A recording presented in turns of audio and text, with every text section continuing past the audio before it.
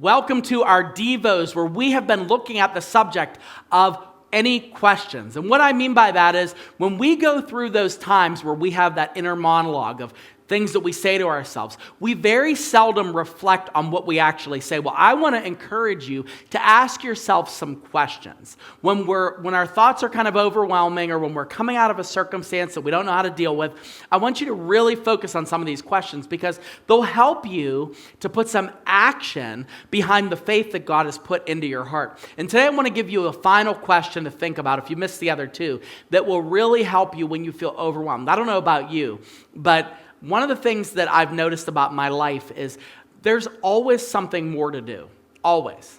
And I've yet to, and this is just the way I think I'm built. I'm kind of resigned to this.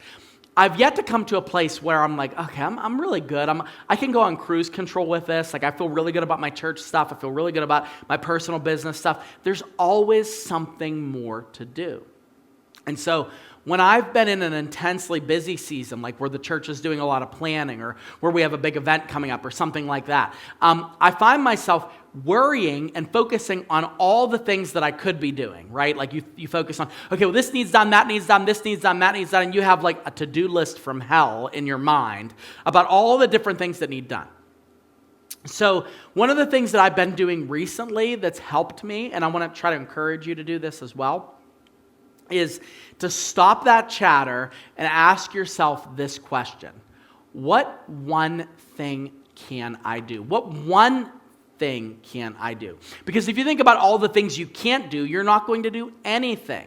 And this is a great way to look at any project, or when you're in the middle of trying to come through something that's super difficult, that you know that the only way, like for example, like some of you right now, you're in the process of restructuring your finances. And when you look at your budget and when you look at like how much you can afford to spend, and you accumulated some debt, you're like, I can't pay this debt off. Like, it's too big. I can't. Well, don't think about how you have to pay all the debt off. I want you to think about the one thing you need to do. Maybe you need to stop eating out so much. Maybe you need to stop doing certain things with your money where there's no accountability between you and your spouse. What one thing can you do? Don't talk about what you can't do. What one thing can you do? And focus on the one thing. Because when we sit there and when we agonize about all of the different things that we're not able to do, what it does is it eats away at the time that we could be taking to do one thing. And the devil does that. Pastor Mike has said before, if the devil can't make you bad, he's going to make you busy. And the busier we are, often the less time we have to reflect on what the right thing to do is. Paul says in Ephesians chapter 5, verse 15 and 16, look carefully then how you walk, not as unwise, but as wise, making the best use of your time, because the days are evil. Time gets away from us. It's fleeting. Nothing that we do can cause it to go any slower.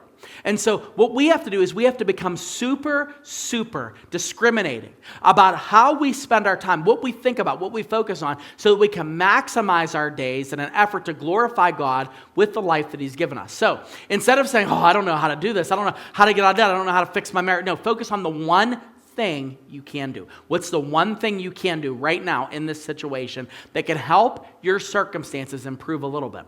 What one small act of faith can you take to drive you to the plan that God has for you?